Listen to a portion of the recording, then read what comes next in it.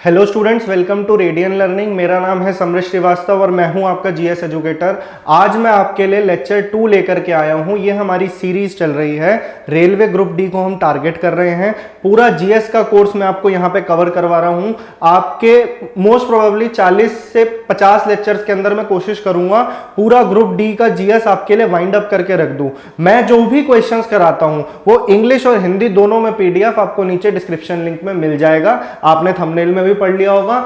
Main हमारा target ये होता है आपको इन लेक्चर्स को यूज किस तरीके से करना है। आपको पेन और कॉपी लेके बैठना है। मैं एक क्वेश्चन की हेल्प से आपको कम से कम बता रहा हूं, 10 क्वेश्चंस मैं आपको दे करके जाता हूं। तो आपने इस वीडियो का इस तरीके से फायदा उठाना है, ठीक है। तो अभी आप देखो, हम शुरू करते हैं अपना मेन टॉपिक। उससे पहले बता दूं, जो बच्चे नहीं जुड़े हैं हमारे कोर्स के साथ, जाके सब्सक्राइब करो चैनल को, बेल आइकन दबाओ और वीडियो को ज्यादा से ज्यादा शेयर करना है, ये आपकी ड्यूटी है।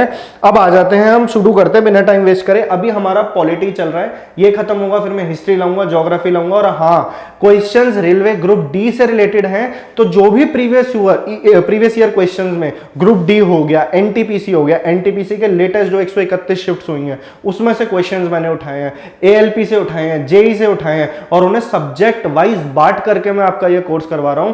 अगर आपने जीएस का पोर्शन में मास्टरी हासिल करनी है तो आप इस कोर्स को देखें और उसके बाद में आप कमेंट करके बताया करो कैसा लगा। खाली लेक्चर देख के आप लोग चले जाते हो, ये चीज बहुत गलत है। शुरू करते हैं अपने पहले क्वेश्चन से। तो क्वेश्चन पढ़ लो भाई, पहले खुद ट्राई करना और इससे रिलेटेड जितनी भी इंफॉर्मेशन बनेगी आसपास की, मतलब कोशिश मेरी रहती है 4 से 5 क्वेश्चन के अंदर ही पूरा चैप्टर मैं आपको एक्सप्लेन कर दूं।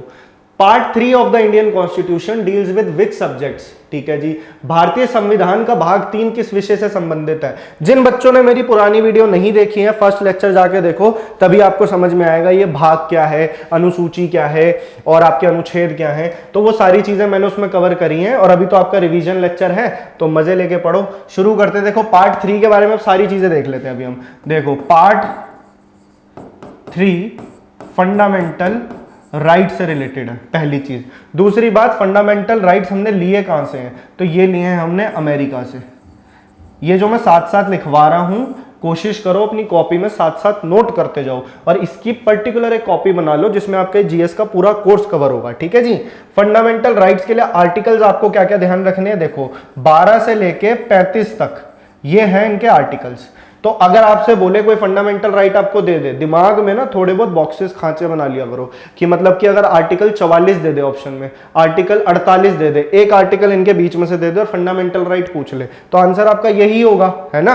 अब इसमें भी बाइफरकेशन क्या है वो मैं आपको बताऊंगा। पार्ट 3 बता दिया, आर्टिकल मैंने आपको बता दिया, तो इतना तो लिखो कॉपी में। उसके बाद में आ जाओ कि देखो अब कितने 6 फंडामेंटल राइट्स हैं हमारे, तो पहले उन्हें देख लेते हैं। पहला लिखो, राइट टू इक्वालिटी। तो आपका इस क्वेश्चन का आंसर तो बन गया। क्या है इसका आंसर, फंडामेंटल राइट्स। अबे यार, फंडामेंटल राइट्स है ना, ये देख लो। सिटीजनशिप पार्ट 2 में आता है, ये भी साथ साथ लिखते जाओ। यूनियन एंड इट्स टेरिटरीज है, पार्ट 1 में आता है। प्रियम्बल किसी का भी पार्ट नहीं है, प्रियम्बल एक प्रस्तावना पत्र है, ठीक है जी। राइट टू इक्वालिटी, अब इसको हम खोल रहे हैं पूरा फंडामेंटल राइट्स को कि कौन सा राइट किस में आता है। राइट टू इक्वालिटी के अंदर कितने राइट्स हैं, देखो ये चलता है आर्टिकल नंबर 14 से लेकर 18 के बीच में। अब अगर इक्वालिटी से रिलेटेड कोई भी राइट आता है कि इक्वालिटी बिफोर लॉ, और आपके पास ऑप्शन में एक आर्टिकल तो दे रखा है 17, एक दे रखा है आपको 14, मान लीजिए 17 नहीं है, इसकी जगह आप 19 कर दो, ठीक है। 14 है, 19 है 55 है और 98 है। अब ये आर्टिकल्स हैं। आपको पता है इक्वालिटी वाला रिलेटेड किससे है, जिसको पर्टिकुलरली नहीं याद कि इक्वालिटी के अंदर कौन कौन से राइट आते हैं, उसे ये तो पता है ना राइट टू इक्वालिटी इसके बीच में है, तो आपका आंसर 14। तो इससे भी बड़ी हेल्प मिलती है, समझे। तो इसको आपने अच्छे से समझना है, सारी चीजों को ध्यान से समझते चलो, अपनी लैंग्वेज में नोट्स बनाते जाओ। हाँ जी, तो राइट टू इक्वालिटी मैंने लिखवा दिया 14 से 18, ठीक है जी। नेक्स्ट आ जाओ, राइट टू फ्रीडम। फ्रीडम से रिलेटेड हमारे जो भी राइट्स हैं वो आर्टिकल 19 से लेके आर्टिकल 22 तक जाते हैं। इतना लिखो कॉपी में पहले, इसे अब मैं हटा रहा हूं, इसका स्क्रीनशॉट ले लेना अगर हैंडराइटिंग अच्छी लग रही है, नहीं लग रही तो अपने खुद बना लो, नोट्स खुद बनाओ, वो ज्यादा बेटर रहेगा। राइट टू फ्रीडम बता दिया। अब right against exploitation, right against exploitation, इससे रिलेटेड कौन कौन से राइट है, आर्टिकल 23 एंड 24, ठीक है। अब ये आपको एटलीस्ट ब्रैकेट पता लग गए कि एक्सप्लॉयटेशन से अच्छा इसके बीच में आएगा। जब मैं आर्टिकल्स वाले क्वेश्चंस लेके आऊंगा तो पर्टिकुलरली आर्टिकल्स भी बताऊंगा, वही बताऊंगा जो पेपर में पूछे जाएंगे ग्रुप डी लेवल तक के। एनटीपीसी भी कवर होगा उसमें, और जो बच्चे इस कोर्स का फायदा एसएससी के लिए लेना चाहते हैं उनके लिए भी बेस्ट कोर्स होने वाला है ये। अपने एंड से हम पूरी कोशिश कर रहे हैं, आप थोड़ी सी अपने एंड से भी करो कि यार इस लेक्चर को ज्यादा से ज्यादा शेयर करा करो। आपके स्टूडेंट के ग्रुप्स हैं और मेरे से किसी ने पर्सनली चैट करनी है, मेरे से कोई डाउट है आपका तो कमेंट सेक्शन में बताओ, नहीं तो हमारा टेलीग्राम चैनल है रेडियन लर्निंग, सर्च करके ज्वाइन कर लो, वहां आप कुछ भी पूछ सकते हो और आपको रोज अपडेट्स मिलेगी। वहां डेली करंट अफेयर्स मिल रहा है, मैथ्स की क्लासेस हैं, सारी चीजें वहां पे अवेलेबल हैं, नए नए फैक्ट्स पता लगेंगे और मेरे लेक्चर्स का नोटिफिकेशन मिलेगा। राइट अगेंस्ट एक्सप्लॉयटेशन कर लिया हमने, नेक्स्ट आ जाओ, right to freedom of religion. बोले तो जो धर्मनिरपेक्षता का हमें दे रखा है प्रियम्बल में कि हमारा देश सेक्युलर है, तो वो कौन से आर्टिकल्स दर्शाते हैं, तो ये चलता है आर्टिकल 25 से लेके 28 तक के बीच में। अभी तक मैंने आपको 4 बता दिए, एक आप लिख लो, कल्चरल एंड एजुकेशनल राइट्स। देखो यार, फंडामेंटल राइट्स का जो चैप्टर है ना, आपके क्वेश्चन, आपके एग्जामिनेशन जो है ना, रेलवे हो, एसएससी, उनका फेवरेट चैप्टर है। पॉलिटी में से यहां से क्वेश्चन बनता है, बहुत बार बनता है, और मेरी कोशिश रहेगी 4 से 5 लेक्चर्स में आपका पूरा पॉलिटी ऐसा रिवाइज करा दूं, एक क्वेश्चन भी बच के नहीं जाएगा। बस बने रहना है यहाँ पे और इसको फॉरवर्ड करो जितना हो सके। 25 से 28 बता दिया, ये कर लो आप 29 and 30, cultural and educational rights. अभी इसमें डीप भी घुसेंगे, आज नहीं, आर्टिकल्स जब मैं बताऊंगा अभी भी बता दूंगा आपको, टेंशन मत लो। अब आ जाओ, right to constitutional remedies. Constitutional, अब ये क्या है अभी बताता हूं, रेमेडीज, ठीक है जी। और इसके लिए है आर्टिकल 32, ये सबसे इंपॉर्टेंट है, इसलिए हम कहते हैं सुप्रीम कोर्ट और high court are the guardian of fundamental rights. अगर आपके फंडामेंटल राइट्स का कहीं भी सरकार ने उल्लंघन किया है या कुछ भी हुआ है, आप डायरेक्टली सुप्रीम कोर्ट पे अप्रोच कर सकते हो, हाई कोर्ट पे जा सकते हो, वो बदले में इस आर्टिकल का यूज करके आपके लिए रिट्स इशू कर देंगे। रिट्स क्या होते हैं अभी बताए, तो बच्चों को बड़ी कंफ्यूजन आती है उसके अंदर। पहले आप ये सारे लिख लो कि ये इससे इसके बीच में है, ये आर्टिकल 32 में है, ये 29-30 में है और ये 23-24 में है। एक बाइफर्केशन प्रॉपर बन जाएगा आपके माइंड में कि अच्छा फंडामेंटल राइट्स ये है। अभी इसमें और घुसेंगे अंदर, इतना लिख लिया, मैं इरेज कर रहा हूं। अब आ जाते हैं आर्टिकल 32 से क्या सवाल बनता है आपके पेपर में। पहला तो ये, इसे हार्ट, ज्यादातर बच्चों को पता होगा, heart and soul of Indian constitution कहा गया है। किन्होंने कहा, क्या है, किन्होंने कहा, ये हमारे first law and justice minister BR Ambedkar ji, जिन्होंने संविधान बनाया, ड्राफ्टिंग कमेटी के चेयरमैन विद 6 मोर मेंबर्स। पिछले लेक्चर में सारा डिटेल में बताया। जाके अभी ये सेकंड है तो लाइन वाइज चल रहा है, चैप्टर भी मैं लाइन वाइज लेके चल रहा हूं। आ जाओ सीधा, पहले वाला लेक्चर देखो जिन्होंने नहीं देखा। Heart and soul of Indian constitution किसने कहा इसको, BR अम्बेडकर ने। आर्टिकल 32 के अंदर आप, क्या होता है ना कि आपका राइट्स का किसी का उल्लंघन हुआ, आप जा सकते हो सुप्रीम कोर्ट के पास, हाई कोर्ट के पास। हाई कोर्ट बदले में सुप्रीम कोर्ट रिट्स इशू करता है। रिट्स 5 तरह के होते हैं और ये लैटिन टर्म्स हैं। अच्छा, ये जो रिट्स हैं, अभी पहले ये लिख लो कौन कौन से होते हैं। देखो, हैबियस कॉर्पस, ठीक है, पहला हो गया। उसके बाद में आप आ जाओ, प्रोहिबिशन है, कोवरंटो है, सर्शियरी है, मैंडमस है, मैंडमस, ठीक है। थोड़े अजीब से नाम हैं लेकिन पेपर में आते हैं। अभी क्या होता है ना, अभी मैं आपकी इसकी एक ट्रिक बताऊंगा आपको। मैंडमस हो गया प्रोहिबिशन, प्रोहिबिशन। अभी 3 लिखो, 2 के बारे में बताता हूं। पहले देखो, 5 तरह के रिट्स होते हैं। पहली चीज ये समझो कि ये रिट्स इशू कौन कर सकता है, सुप्रीम कोर्ट कर सकता है। कौन से आर्टिकल का यूज करके कर सकता है, आर्टिकल 32 का। ये सुप्रीम कोर्ट का रिट जुरिस्डिक्शन है। उसके बाद में आ जाओ हाई कोर्ट। हाई कोर्ट कौन सा आर्टिकल यूज करता है, ये बहुत बार पूछा गया, 226। ये मत भूलना, हाई कोर्ट पूछा जाए तो 32 मत लगा के आ जाना। समझ गए मेरी बात, कि भैया हाई कोर्ट जो रिट इशू करेगा ना, वो 226 का यूज करके करेगा, ना कि आर्टिकल 32 का। अब देख लो, कई बार बच्चों को डिफिकल्टी आती है, पूरे पूरे लेक्चर्स दे रखे हैं टीचर्स ने 30-30, 35-35 मिनट के, कि इनमें डिफरेंशिएट कैसे करें, इसका मतलब क्या होता है, इसका मतलब क्या होता है, इसका मतलब क्या होता है। आपने पीएचडी नहीं करनी, आपने एग्जाम निकालना है, सिर्फ वर्ड्स याद रख लो, इससे रिलेटेड क्या है, पेपर में ऐसे ही पूछा जाता है, ठीक है। इसका कर लो टू कॉल अपॉन, सीधा याद कर लो, टू कॉल अपॉन। कुछ जानने की जरूरत नहीं है कि इसका क्या मतलब है, कि आपको सुप्रीम कोर्ट या हाई कोर्ट बोल रहा है उस बंदे को पेश करो कि जिसको आपने डिटेन कर रखा है, उसकी कस्टडी जिसकी है उसको आप बुलाओ, टू कॉल अपॉन। तो डायरेक्ट आप नाम याद रख लो, टू कॉल अपॉन पूछ ले और 4 ऑप्शन दे दे तो हैबियस कॉर्पस होगा उसका। समझ रहे हो मेरी बात? जिन्होंने मॉक टेस्ट दिए हैं उन्हें समझ में आ रही होगी। मैंडेमस, जहां आपको वर्ड दिख जाए कमांड, कमांड, वी कमांड, तो आपका मैंडेमस हो गया। प्रोहिबिशन, टू फॉरबिड, ये 3 करो पहले, ये लिख लो कॉपी में। कॉल अपॉन जहां दिख जाए सीधा ठोक के लगाओ हैबियस कॉर्पस। कमांड जहां वर्ड दिख जाए, मैंडेमस की बात कर रहा है, प्रोहिबिशन की बात कर रहा है तो टू फॉरबिड। अंडरस्टूड? ये चीजें लिख ली, आप खुद देखो आपके कितने सारे क्वेश्चन कवर करा दिए मैंने, अभी पहला ही क्वेश्चन चल रहा है। आप इस चीज को, आप इस एफर्ट को आप एटलीस्ट अप्रिशिएट कर सकते हो एक तरीके से, तो प्लीज यार जाओ और करो, इस लेक्चर से जुड़ना है आपने ज्यादा से ज्यादा। 3 बता दिए, प्रोहिबिशन तक हम पहुंच गए थे। अब सर्शियोररी होता है, सर्शियोररी, थोड़ी सी इसकी स्पेलिंग ऊपर नीचे हो सकती है, भावनाओं को समझो। सर्शियोररी, सर्शियोररी को आप एक वर्ड याद रख लो, to get an order of high authority. पूरा तो ये होता है to get an order of high authority squashed, cost.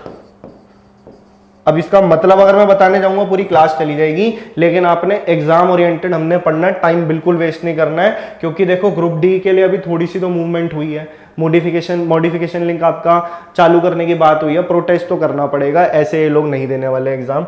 लेकिन ये है कि अभी जो बच्चे तैयारी में पीछे रह गए हैं, अगर आप सारा ध्यान उधर रखोगे यार पेपर होगा या नहीं होगा, कब डेट आएगी, तो पेपर की डेट तो देखो आएगी, पेपर हो के रहेगा, आप तैयारी में पीछे रह जाओगे, सिलेक्शन आपका नहीं होगा। जो बच्चे चुपचाप पढ़ाई कर रहे हैं, अपने उस पर ध्यान दे रहे हैं पढ़ाई पे, तो वो निकाल जाएंगे। आपको इस लेक्चर को इस तरीके से यूज करना है, सारी बातें भूल जाओ, मैथ्स रीजनिंग में एक्यूरेसी बनाओ। उस दिन मैं पूरा आपके लिए डिटेल्ड मैं आपको बता रहा हूं कि पूरा आपके लिए वो लेके आया था स्ट्रेटेजी वीडियो, वो जाके देखो। उसके बाद फिर हमने कोर्स शुरू करा, सेकंड लेक्चर है। सर्शियोररी के अंदर जहां भी वर्ड दिख जाए, order, to get an order of high authority, तो आपका सर्शियोररी हो जाएगा। रटना पड़ेगा, खाली ये 3-4 वर्ड्स याद कर लो आपका, क्योंकि डीप इसमें रिट्स को अगर मैं बताने लगूं तो उसके लिए मैं अलग लेक्चर में आपके लिए लेके आऊंगा, वो चाहिए तो वो भी कमेंट सेक्शन में बता देना, ठीक है जी। सर्शियोररी हो गया। क्वो वारंटो, ये सारी ना लैटिन टर्म्स है और इसका यूज होता है, क्वो वारंटो, ठीक है। इसका लिख लो, बाय व्हाट अथॉरिटी, मतलब ऊपर का जो कोर्ट है वो नीचे वाले से पूछ रहा है कि किस अथॉरिटी से आपने काम करा है, बाय व्हाट अथॉरिटी और वारंट,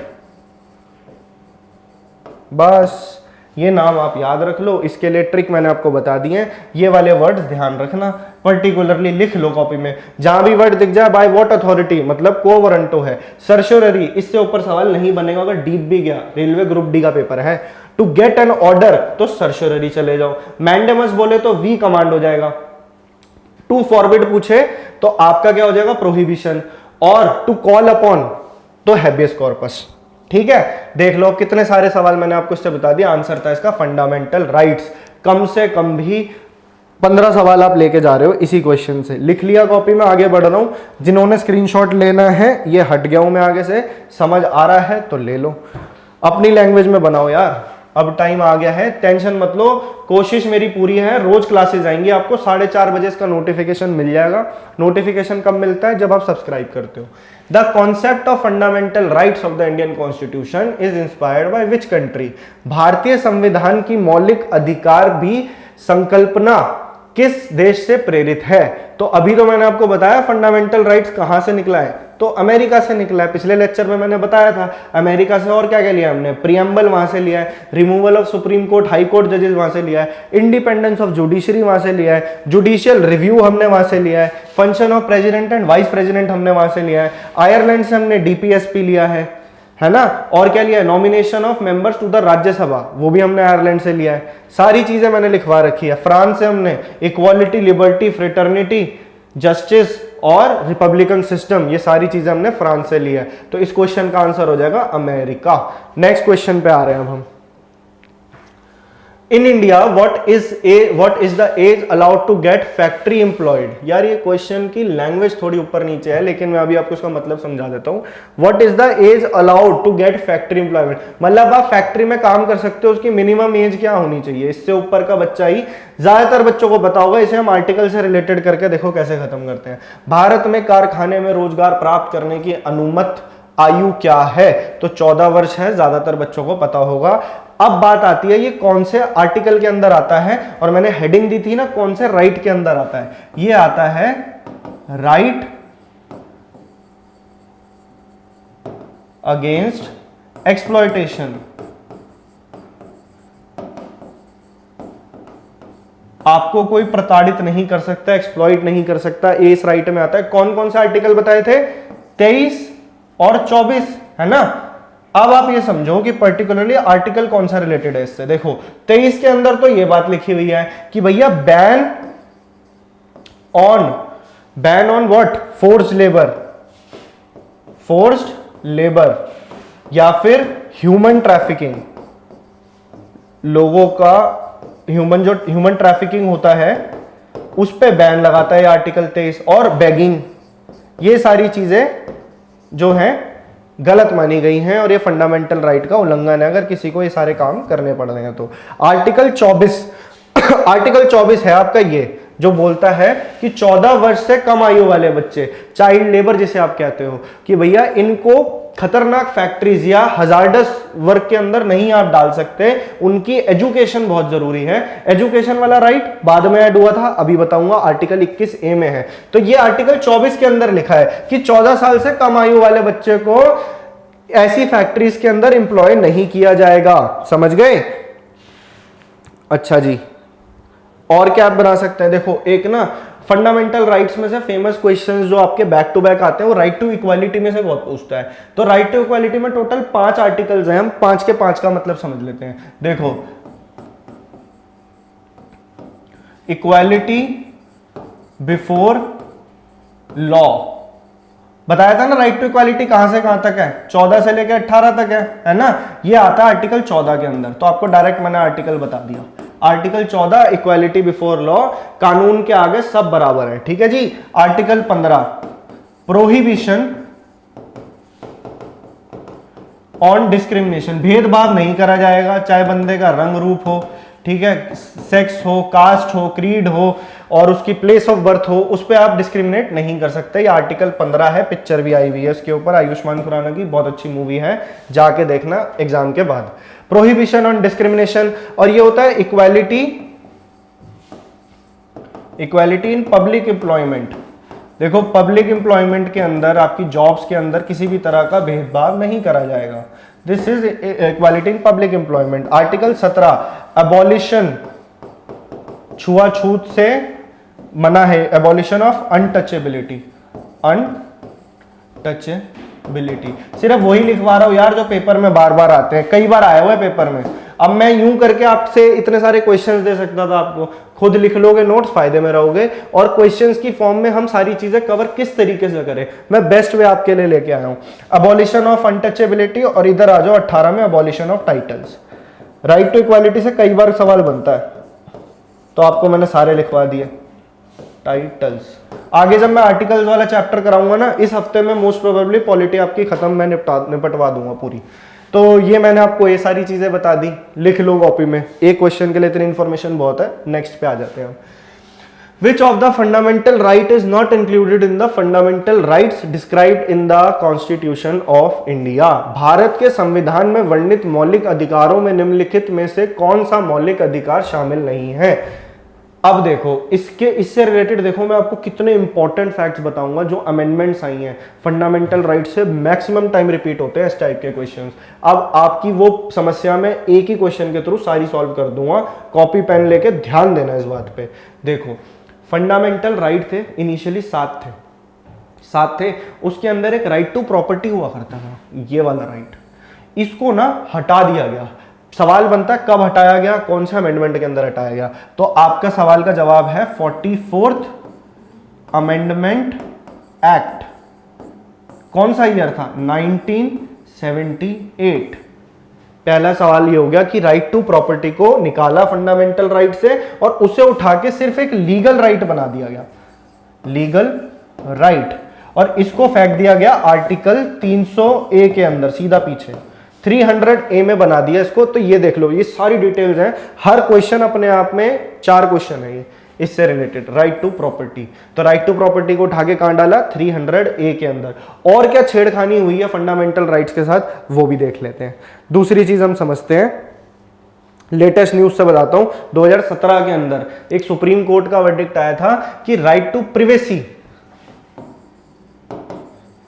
राइट टू प्रिवेसी, इसको एक फंडामेंटल राइट माना गया था आर्टिकल 21 के अंदर। आर्टिकल 21 में आता है हमारा right to life and personal liberty, उसी का एक इंट्रिंसिक पार्ट जो कि उस भावना को अपने साथ लेकर के चलता है, वो है राइट टू प्रिवेसी। हर किसी के अधिकार है अपनी प्रिवेसी मेंटेन करने का।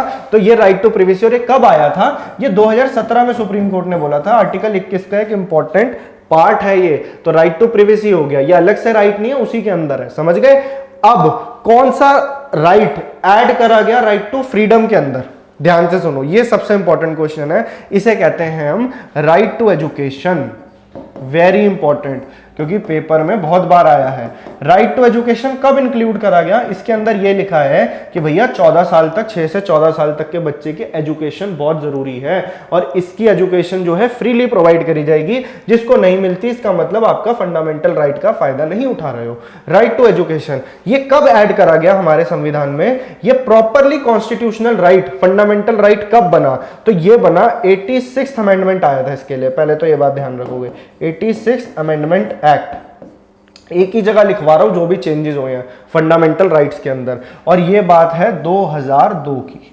कई बार सवाल बनता है, इसी पर्टिकुलर अमेंडमेंट के अंदर एजुकेशन के ऊपर बहुत ज्यादा जोर डाला गया था। इसलिए एक फंडामेंटल ड्यूटी कि ये पेरेंट्स की ड्यूटी है कि बच्चे को प्रॉपर एजुकेशन प्रोवाइड करी जाए 14 साल तक। ये वाली जो फंडामेंटल ड्यूटी है 11वीं ड्यूटी बना के 86th अमेंडमेंट एक्ट में इसी के साथ ऐड करी गई थी। तो अभी आप काम की बात ये समझो कि 86वें संशोधन के अंदर 2002 में आया ये, और सॉरी राइट टू एजुकेशन एक ऐड कर दिया गया। अब इसका आर्टिकल आपसे पेपर में बोलता है, तो आपको क्या करना है? फिर से 21 पकड़ना है और ए लगा देना है इसके आगे। तो 21A के अंदर राइट टू एजुकेशन डाल दिया गया। आई होप आपको समझ आया होगा सब कुछ, ये सारी चीजें आपने लिख ली होंगी। अगर लेक्चर अच्छा लग रहा है तो लाइक करके, 1 मिनट लगेगा आपका, शेयर कर दो। एज अ टीचर तभी मजा आता है यार पढ़ाने में जब आप अच्छा सपोर्ट करो। अभी कम सब्सक्राइबर्स हैं, उसमें भी मैं अपनी तरफ से पूरी जान लगा रहा हूं कि आपका कुछ भी ना छूटे। ऐसा प्रॉपर जीएस जीए का कोर्स आपको कहीं नहीं मिलने वाला, मेरा दावा है, बिना पैसे दिए। यहां आपको मिल रहा है, अभी हमने शुरू करा है। अगर नहीं चलेगा फिर ये बंद करना पड़ेगा, क्या करें, हमारी मजबूरी है। The right to privacy is mentioned under which part of the Indian constitution? अभी बताया था, तो किस पार्ट में आएगा? भाग 3 था ना फंडामेंटल राइट्स का, सारा मैंने पहले क्वेश्चन के थ्रू ही बता दिया था। और फंडामेंटल राइट्स के आर्टिकल 21A के अंडर डाला गया इसको, राइट टू एजुकेशन को 2002 के अंदर, 86वें संशोधन के अंदर, 86। अभी तो लिखवाया था सब कुछ, तो ये हो गया आपका। बाकियों को भी पकड़ लेते हैं। पार्ट 1 किससे रिलेटेड है? यूनियन एंड टेरिटरीज से। पार्ट 4 किससे रिलेटेड है? डीपीएसपी से, directive principles of state policy. भाग 2 सिटीजनशिप से। आखिरी क्लास में बताया था मैंने, सिटीजनशिप 5 तरीकों से आप एक्वायर कर सकते हो और 3 तरीके से आपकी जा सकती है, रिनंसिएशन, टर्मिनेशन और डेप्रिवेशन।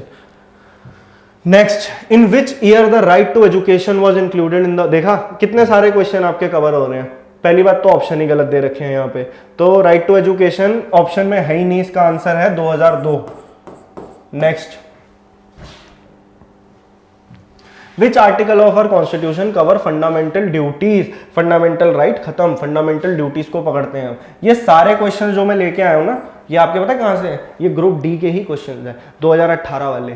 उसके बाद में मैंने कहाँ से उठाए हैं? जेई के, एएलपी के, रेलवे के क्वेश्चन, एनटीपीसी के 2016 वाले भी हैं, और इसके अंदर अभी आगे मैं और करवाऊंगा जो इस साल के शिफ्ट्स में पूछे गए हैं।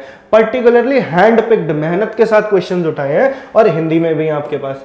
तो अभी वो कह रहा है हमारे संविधान के किस अनुच्छेद के अंतर्गत भारतीय नागरिकों के मौलिक कर्तव्यों को समाविष्ट किया गया है।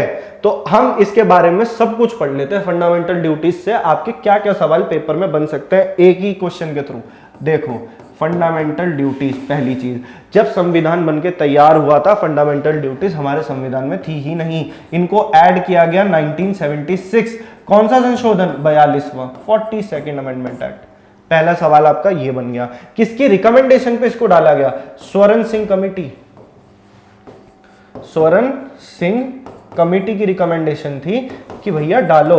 और ये जो आइडिया है फंडामेंटल ड्यूटीज का, ये हमने लिया कहां से है? तो यूएसएसआर, रशिया। ये सारे क्वेश्चंस देख लो बनते हैं आपके, और बताता हूं इसके बारे में। ये तो हो गए वो चीजें जो कि फैक्चुअल है। फंडामेंटल ड्यूटीज से रिलेटेड आर्टिकल और पार्ट। पार्ट क्या होगा? देखो जब भी कोई नई चीज ऐड होती है ना कॉन्स्टिट्यूशन में, तो उसके आगे ऐसे अल्फाबेट्स यूज कर लिए जाते हैं। तो पार्ट 4 और पार्ट 5 के बीच में एक बनाया पार्ट 4A। जहां भी ऐसा लिख जाए तो समझ जाना अमेंडमेंट के थ्रू आया है, पार्ट 4A। और उसके बाद में से आर्टिकल क्या दिया है? 51A। एक ही आर्टिकल के अंदर कितनी ड्यूटीज हैं? 11 ड्यूटीज हैं। कितने सारे क्वेश्चंस कवर हो गए। अब एक चीज और, 11 ड्यूटीज हैं। क्या पहले जब 1976 में डाली थी 11 ड्यूटीज थी? नहीं, तब 10 ड्यूटीज थी, एक को ऐड किया गया। अभी अगर आपने लेक्चर ध्यान से सुना है तो मैंने आपको बताया था 86th अमेंडमेंट एक्ट, उसके अंदर क्या हुआ था कि एजुकेशन पे ज्यादा जोर देने के लिए हमने फंडामेंटल राइट में तो उसे डाला ही आर्टिकल 21A के अंदर, लेकिन ये ड्यूटी भी बना दी हर नागरिक की कि भैया एज अ पेरेंट ये आपकी भी ड्यूटी है कि आपका बच्चा पढ़ाई करे। 6 से 14 साल की उम्र में पढ़ना जरूरी है। ये 86th अमेंडमेंट एक्ट 2002 के अंदर फंडामेंटल ड्यूटी की 11वीं ड्यूटी बना दी गई। तो फंडामेंटल ड्यूटीज में से जो जो सवाल आपके पेपर में बन सकते थे, एवरीथिंग इज डन हियर। सारी चीजें मैंने कवर करवा दी हैं। 21 से किससे रिलेटेड है? Right to education. 51A बता दिया मैंने, सॉरी। फंडामेंटल ड्यूटीज आ गई इंडियन सिटीजन की 51A के अंदर। 370, टाटा बाय बाय। ठीक है, next question. How many fundamental duties are mention in the constitution of India? एक क्वेश्चन करवाता हूं, सारे आपके कवर हो जाएंगे। 11 अभी बताया था मैंने आपको, तो इसमें तो कुछ है नहीं खास बताने वाला। नेक्स्ट सवाल पे आ जाते हैं अपने। Which part of the Indian Constitution is also called a unique feature of the Constitution by Dr. B.R. Ambedkar? अच्छा जी, डॉक्टर बी आर अम्बेडकर तो हमारे ड्राफ्टिंग कमेटी के चेयरमैन थे। डॉक्टर बी आर अम्बेडकर द्वारा भारतीय संविधान के किस भाग को संविधान की अनोखी विशेषता भी कहा जाता है? तो बी आर अम्बेडकर ने ये टाइटल पता किसको दिया था? ये दिया था राज्य के नीति निर्देशक तत्व को। ठीक है, ये है directive principles of state policy. अब मैं वही क्वेश्चन यहाँ पे एक बार आपको करवा देता हूँ जो डीपीएसपी से आपके बनते हैं, हमेशा के लिए आपकी समस्या खत्म हो जाएगी यहाँ से। तो इसका आंसर तो ये हो जाएगा DPSP, directive principles of state policy. Directive principles of state policy हमने लिए कहां से हैं? तो ये आयरलैंड की देन है।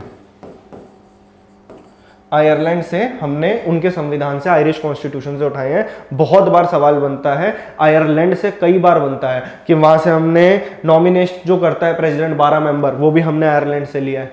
ठीक है, इलेक्शन प्रोसीजर ऑफ प्रेसिडेंट, हमारे यहाँ पे इनडायरेक्ट इलेक्शन होता है प्रेसिडेंट का किस तरीके से, वो भी हमने आयरलैंड से लिया है। लेकिन ये तो फेवरेट क्वेश्चन है एसएससी रेलवे दोनों का।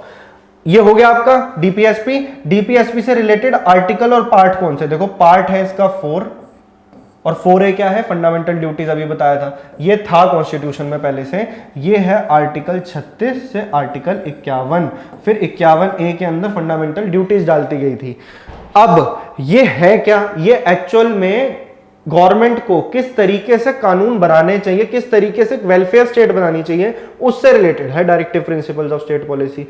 इससे रिलेटेड आर्टिकल्स कौन कौन से आपको ध्यान रखने हैं? इतने सारे ध्यान रखने की जरूरत कुछ भी नहीं है आपको। इसमें से आपको जो आर्टिकल इंपॉर्टेंट है ना, खाली वो बता रहा हूं, जो पेपर में बार बार आते हैं। एक तो 39A याद रख लो, ये है equal justice and free legal aid. ये है कि इक्वल जस्टिस पे हमने और कहां फोकस दिया, राइट टू इक्वालिटी के अंदर आर्टिकल 14 में। तो 39A आपको ध्यान रखना है, पहला आर्टिकल। अब इसे हटा रहा हूं मैं, इसके आगे का बताता हूं। नेक्स्ट आप अब लिख लो आर्टिकल 40।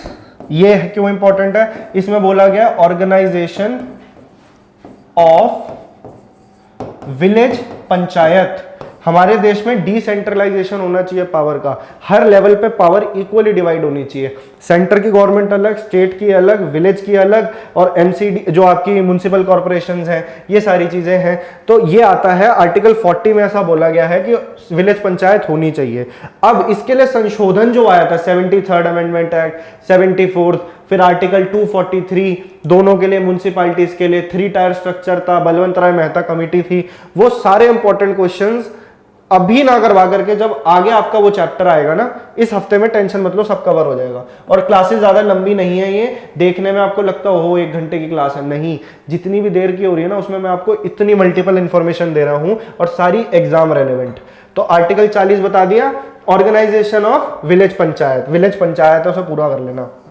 ये फेवरेट क्वेश्चन है। यूनिफॉर्म सिविल कोड, यूनिफॉर्म कानून सबके लिए एक जैसा होना चाहिए, ऐसा नहीं किसी धर्म के लिए कुछ और किसी के लिए कुछ। यूनिफॉर्म सिविल कोड आर्टिकल 44 ये हमें बताता है डीपीएसपी में। तो आर्टिकल 44 बता दिया मैंने आपको। एक आपको ध्यान रखना है आर्टिकल 45, ये भी आपका एक्चुअल में अर्ली चाइल्डहुड केयर से रिलेटेड है।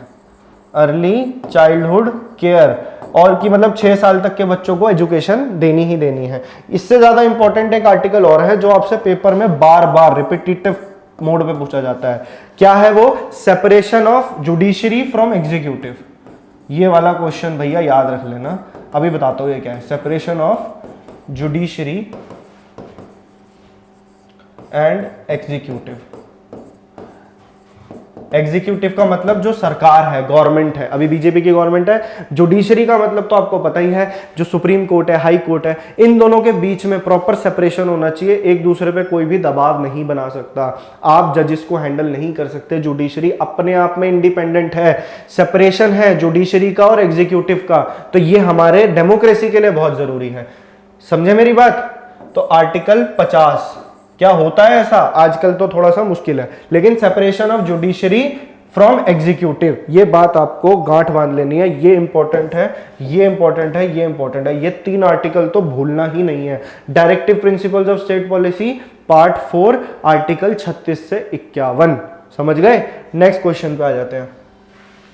The provisions of the Uniform Civil Code are mentioned in the Constitution of India। अब अभी बताया यूनिफॉर्म सिविल कोड, इस तरह के क्वेश्चंस आपको उसकी नॉलेज है तो आप बता दोगे। ये पार्ट 4 के अंदर आता है, डीपीएसपी के अंदर। आर्टिकल मैंने आपको बताया था 44, और 44 नंबर आर्टिकल कहाँ आएगा, 36 से 51 के बीच में। तो वो भी बात आपको ध्यान है कि ये वाले पार्ट 4 में पढ़ते हैं, समझ रहे हो मेरी बात। क्वेश्चंस की हेल्प से सारी चीजें बता पाना थोड़ा सा मुश्किल है, नहीं तो मैं आपको पूरा थ्योरेटिकल चैप्टर्स पढ़ाने बैठूं तो पूरा साल निकल जाएगा। पेपर हमने टारगेट करना है, इतना पढ़ जाऊं मोर देन इनफ होगा आपके एग्जाम के लिए। लेकिन पढ़ना पड़ेगा, नोट्स खुद बनाने पड़ेंगे। मैं यहाँ से जितनी हेल्प हो रही है मैं आपकी कर रहा हूँ। अगर आपको अच्छा लगता है तो इसको ज़्यादा से ज़्यादा शेयर करो, अपने ग्रुप्स में फैलाओ। अगर आपको ऐसा लगता है कि और बच्चों को हमने नहीं देना तो उनको दे दो जो दूसरे पेपर्स की तैयारी कर रहे हैं, सबके लिए बेनिफिशियल है यार। In which of the following parts of the Indian Constitution the executive is separated from the judiciary? वही घूम फिर के सवाल।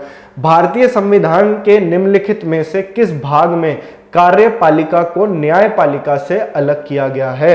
एग्जीक्यूटिव और जुडिशरी में एक सेपरेशन बनाया गया है आर्टिकल नंबर 50 के अंदर, डीपीएसपी। और भाग कौन सा हो जाएगा फिर, इसके लिए पार्ट 4 है। तो ये सारी चीजें आपकी टिप्स पे होनी चाहिए। 7th शेड्यूल हमें क्या बताता है, 7th टोटल 12 शेड्यूल हैं, उसके भी बताऊंगा अभी आगे जब लेक्चर आएगा। 7th शेड्यूल के अंदर यूनियन लिस्ट है, स्टेट लिस्ट है और कंकरेंट लिस्ट है। अभी डिटेल में इसको बाद में पढ़ेंगे। 3 लिस्ट है। प्रीएम्बल आपको बता दिया, India is a sovereign socialist secular democratic Republic. Fundamental rights मैं आपको अच्छे से करा चुका हूं। नेक्स्ट क्वेश्चन देख लेते हैं, खत्म होने वाले बस अरे लास्ट था। तो भैया ये थी आज की क्लास। एक और लेक्चर अब आपका रोज मिलता रहेगा। इस हफ्ते में पूरी कोशिश रहेगी मेरी कि आपकी इंडियन पॉलिटी खत्म करा दो। उसके नेक्स्ट वीक अपन हिस्ट्री करेंगे, फिर ज्योग्राफी करेंगे। इंपॉर्टेंट आपके एग्जाम में जो आने वाला है स्टैटिक जीके, उसको छोड़ना नहीं है। और स्टैटिक जीके को हम करंट अफेयर्स के साथ रिलेट करके पढ़ेंगे। करंट अफेयर्स आपको अगर डेली का पढ़ना है तो इस चैनल पे अपलोड होता है, सुबह 7 बजे जाके देखो। लेक्चर अच्छा लगा हो तो लाइक करो, चैनल से जुड़ के रहो। ये कोर्स पूरा आपका चलाएंगे हम, जब तक चल रहा है आप भी सपोर्ट करोगे तो और अच्छा लगेगा यार। नहीं तो फिर आप समझ सकते हो हमारी भी मजबूरियां। सब्सक्राइब करके ना बेल आइकन जरूर दबाओ चैनल का, और इसको आगे ज्यादा से ज्यादा शेयर करना है। Thank you so much.